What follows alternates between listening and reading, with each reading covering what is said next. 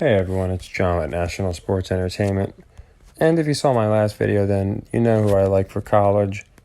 If not, I went over why I like Georgia. They did move the line to 13.5, so I would get that in before it moves. Might move to 14. And I'd buy the 13.5 down to 13, to be honest, because 13-point games aren't that uncommon. So just personally, because they moved the line, if you didn't get the 13, I'd buy it down. Now, I wanted to go into the NBA schedule tonight. And then I said in my last video, there's a couple games I like a lot. Actually, the only one that stuck out to me immediately was this. I love the Knicks here. Again, I think they need to establish the Knicks as a playoff team. This is a perfect game to do so, and I just don't see many people taking the Bucks to lose here as an underdog. I just don't see. This is what I like to call a parlay killer, where I think a lot of people are going to have Milwaukee in a parlay with other teams, just assuming this is a lock because they think it's real. No, I'm not saying they're definitely going to lose, but I do like the Knicks a lot here. I'm going to make them a leg 2. I like the Nuggets as well. Now, they play too close to the Knicks for me to make them a leg 3 if the Knicks lose, but it's an hour and a half apart, so if it's looking really ugly, then I can make this a leg 3. If not, it's going to be a leg 2 as well. I'm taking the Nuggets.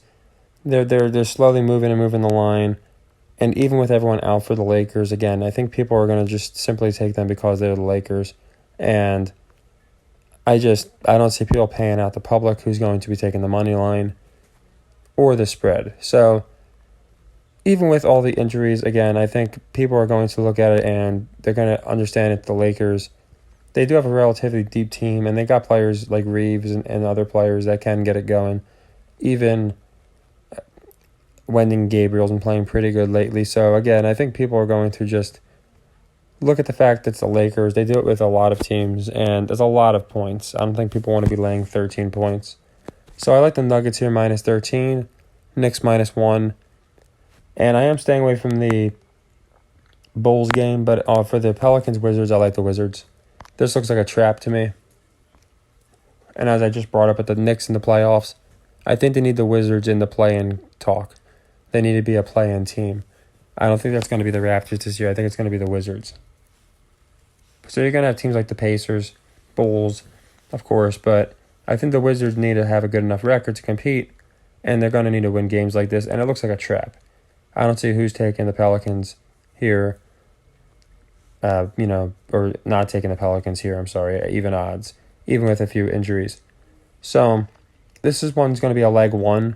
If that one does lose, we will know in time. And for this game, I think it makes more sense for the Magic to win. They just put out an article about how Paolo is basically leading all rookies and looking like one of the best rookies in a while. So I think it stands to reason, A, people are going to be fading the Magic.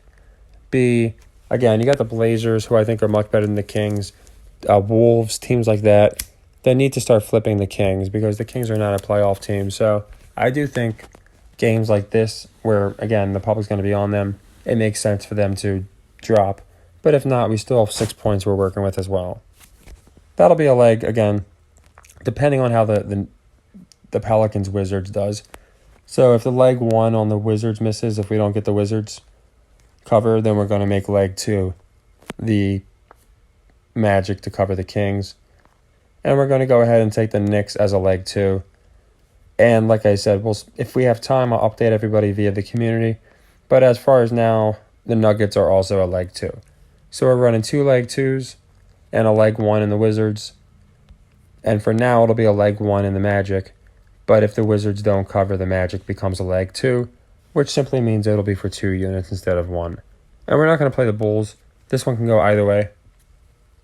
I think the spread's about right. Nothing suspicious about it. So, yeah, I think this one I'm just going to stay away from. I looked at college basketball, no metrics that I love. So just playing 4 NBA games. And, again, this is going to be a leg 3, this TCU game, where I have Georgia with minus 13.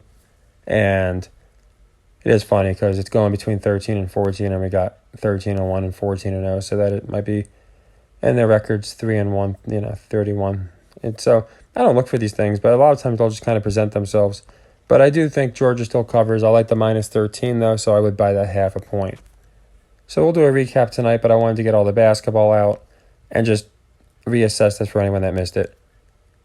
Yeah, Ben, I agree. I think, yeah, it seems like they're just pushing them as like the Cinderella story, and I think the public might be finally behind them, and now they're actually getting a spread that's appealing. So, yeah, I think for sure. I not for sure, but I like them enough to put them as a leg 3 that Georgia covers the 13.